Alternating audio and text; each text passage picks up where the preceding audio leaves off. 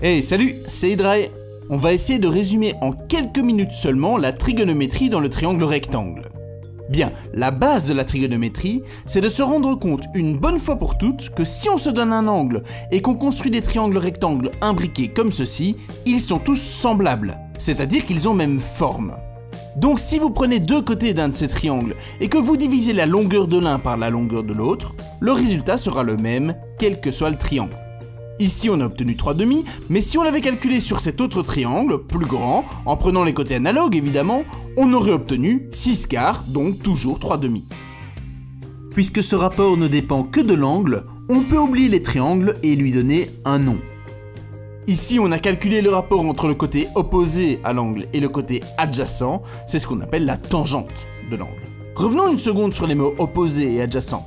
Dans un triangle rectangle, une fois qu'on se donne un angle, on parle du côté opposé, celui qui ne touche pas l'angle, de l'hypoténuse, qui est toujours opposé à l'angle droit, et tonton Pythagore nous dit qu'il est toujours le plus long, et le dernier côté, il touche l'angle, on dit donc que c'est le côté adjacent. Ainsi, on définit les rapports trigonométriques.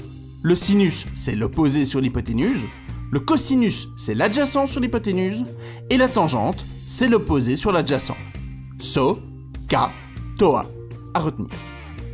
De ça, on en déduit quelques conséquences. La tangente, c'est sinus sur cosinus.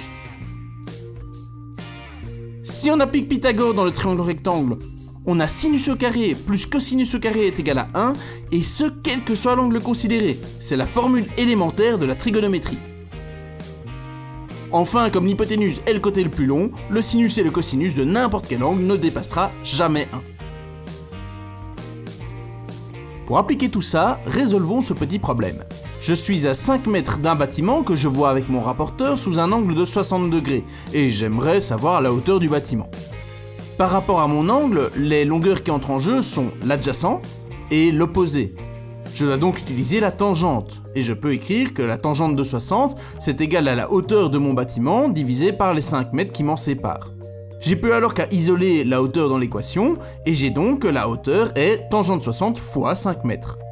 Il suffit donc d'avoir sous la main la valeur de tangente de 60, et la calculatrice vous donnera racine de 3. Et donc on a environ une hauteur de 8,66 m. Ça va? T'as compris la trigonométrie dans le triangle? Bah abonne-toi.